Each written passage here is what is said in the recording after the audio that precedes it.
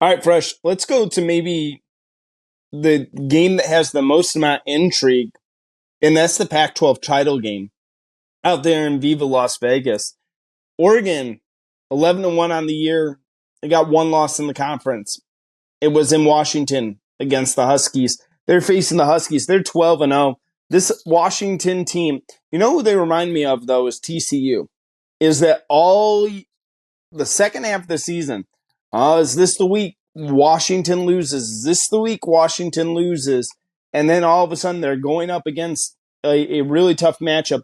Oregon is currently a 9.5-point favorite in this game, which I was like, that's a lot of points for a neutral site game of a team that hung a loss. Fresh, Bo Nix, Michael Penix, huge matchup. You got Dylan Johnson, Bucky Irvine, and then you got Odunze and Clifford Troy Franklin. Again, these are great matchups going on here. What do you got going on for Oregon, Washington? Well, I mean, first off, can Dan Lanning and Bo Nix finally beat Washington? They've lost the previous two, both 3-point ball games. If you lose your third matchup, people are going to start raising questions about Dan Lanning. Can you coach in a big game? And will it be tarnished Bo Nix's career? Like, you never actually won the big game. So this is a lot at stake for the two of them. Obviously, the Heisman voting just got released today. They just sent all the votes out to all the voters and the living Heisman winners themselves to vote on who they want. They have until December 4th to get their vote back in. If you vote early, maybe they're going Jaden Daniels. But if they hold on their vote until Sunday, this game might decide how they sway. If Bo Nix or Penix makes a major comeback, I think Penix is third in the race. But this is a big deciding factor of, would they put it on Nix's shoulders and let him go run rampant out there and put up some points, or does he struggle and see that Heisman Trophy and a playoff and a conference title sort of slip away? Where's the psyche when it comes to this football game? The Ducks have been winning very convincingly all season long, except for that loss to Washington. Only 3 games this season have been decided by 10 points or less. Their wins over Texas Tech and USC, as well as their 3-point loss to Washington in October. They have 1 game decided by 14 points. That was Washington State. The other 8 games, they've won all of those by at least 24 points. I mean, they're blowing people out. There's no mercy. This is like Cobra Kai stuff. They're getting after it, and they're destroying folks. It has been a complete dominant effort offensively, defensively. They made an early season statement against Colorado. That win doesn't look as impressive right now because Colorado has been such a disaster, and they've kind of come back to the earth real quick once it hit October. But I think that was the initial statement of, you know what, you think that they're good? We're really good. We're going to make our statement for the nation to watch. And Oregon did that, and they've kind of set from there. If they had beat Washington early in October, I think they're probably number 2 in the country, maybe even number 1, just because of the momentum, the way they're just handling people left and right. But here we are. They still have it in front of them. They have a chance to win a Pac-12 title. Are they focused? Where's their psyche? Are they ready for a battle? This one's neutral site. It's not in Seattle. It's not in Eugene. How do they show up? Where's their mentally capacity at? Is the defense ready to play as well as the offense and take out Washington? When looking at the Huskies, they have had a long stretch of close games, which you can look at as a good thing and a bad thing. It's good because they're finding ways to win late. They're not getting scared in the moment. Teams might be giving them a battle in the fourth quarter or trying to come for the upset bid, and somehow they find their calm. They get a drive in there or two. They get a couple touchdowns or get a couple stops, and they get out with the W because in the end, you're 12-0. It doesn't have to be sexy if you're undefeated, but they're here. We're kind of looking at going back to the Arizona game September 30th. The Huskies have won every game by single digits except for USC when they won that by 10. That's 8 straight decided by 10 points or less. It means they're winning tight games, not blowing people out. Penix Jr. stats kind of calmed down a little bit as the season's moved on, but yet they're still winning. And W's matter in the end, no matter what. They're only averaging 27 points a game over their last 3 games, but they were averaging 41 in the previous 9. There's a big offensive downtrend right now where they've dealt with some injuries, guys being in and out of the lineup, cohesion, people also understanding the scheme. How does this offense perform? They've had a little slump right now. They're going to have to score 30-plus to beat Oregon easily. Can they ramp it back up and get ready on Friday night out there in Vegas? That's a big thing I want to see. Where's that psyche come from them? Can they play in a track meet again? And they had the home crowd up there, the Purple Rain up in Seattle to help them sort of get a late stop and make have the energy to keep playing. Where will their focus be when they need a late drive against an Oregon team that is hungry for a title and hungry to finally beat Washington?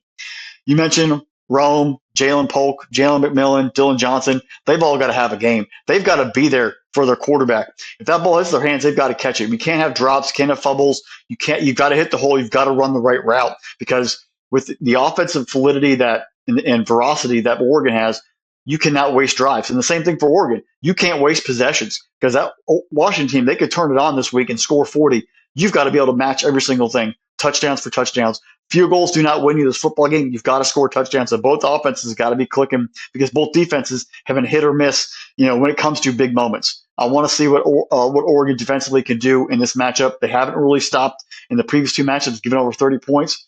Can the Oregon defense come out with a little extra fire and keep Washington under 30? They haven't done it this year. They didn't do it last year. How will they make adjustments? How will Dan Lanning and that staff make adjustments to have his defense ready to go? How will the Washington defense?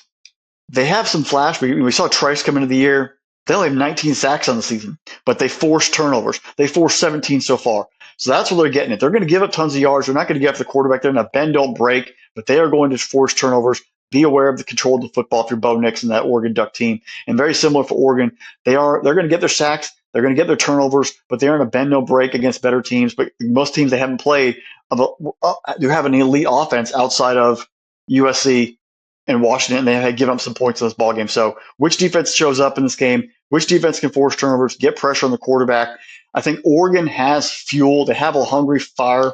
This game will be another close ball game, but I think Oregon wins this one 37-34. I think they're the ones who come out late. They're the ones who get the last possession. They find a way to connect late in the ball game this time and actually win. The Ducks don't blow them out. It's a back-and-forth ball game, but they win 37-34 in Vegas, capture the Pac-12. And I think that is just enough to get them in the playoff.